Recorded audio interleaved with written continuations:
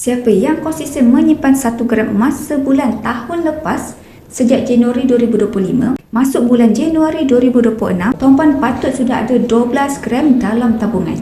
Nilai simpanan 12 gram ini sudah mencecah lebih RM8,000. Apabila tuan-puan menyimpan secara konsisten, tuan-puan bukan sahaja dapat penambahan gram emas dalam simpanan, malah tuan-puan juga dapat puratakan kos harga emas per gram yang tuan-puan telah beli.